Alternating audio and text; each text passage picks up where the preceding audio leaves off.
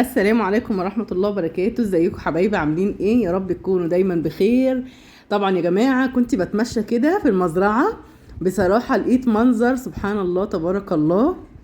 طبعا دي يا جماعة خلية نحل، ما شاء الله تبارك الرحمن. بصوا يا جماعة الخلية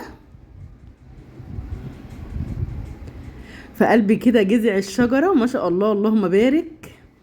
طبعا انتوا عارفين العسل النحل ما شاء الله مفيد جدا جدا للصحة. احنا طبعا هنربي طبعا النحل دون كده، ولما يعمل خلية كبيرة طبعا ان شاء الله هنشيلها وهناخدها. القرص بتاع النحل بيبقى جميل جدا جدا جدا ما شاء الله. الشمع بتاعه ما شاء الله تبارك الرحمن عليه. بصراحة قلت ان انا اصورها لكم كده. الفيديو دون بصراحة كان عاجبني خالص وانا واقفة كده بصوره لكم، بس كنت خايفة خالص ان النحل يجي يتلم عليا ويقرصني، بس طبعا كنت حامية كده وشي وكنت بصور كده من بعيد شوية.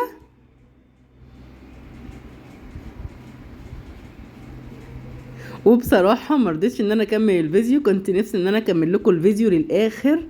بس النحل كان هيطير عليا كله، فطبعا جوزي ربنا يبارك فيه هو اللي خد مني التليفون وقال لي استني انا هصور لك الفيديو. ما شاء الله بصوا يا جماعة تبارك الرحمن عليها، شوية نحل ما شاء الله عليهم، عاملين خلية نحل بألف هنا وشفا.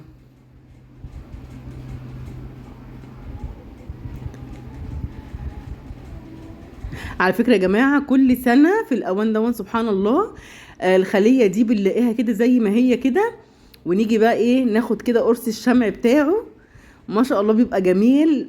قرص الشمع دون كان جوزي جابهولي قبل كده، زيه زي اللبان كده، بس بيبقى سبحان الله بيبقى بينزل عسل كده ما شاء الله تبارك الرحمن عليه.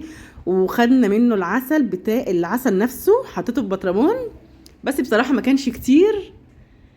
هو القرص نفسه بيبقى طعمه حلو، وفي ناس كتير جدا مش بيحبوه، بس والله العظيم عن تجربة كان طعمه حلو ومش وحش وطبعا مفيد.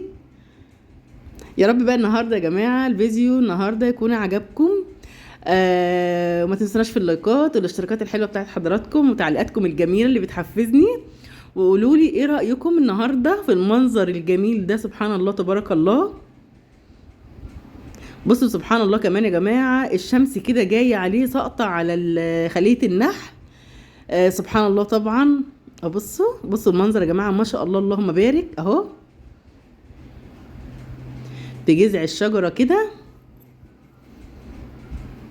وما تنسوناش في اللايكات يا احلى اخوات واحلى عيلة ميدو وشوشو. انا مش هكبر غير بيكم وتسلموا لي احلى اخوات. سلام عليكم حبايبي.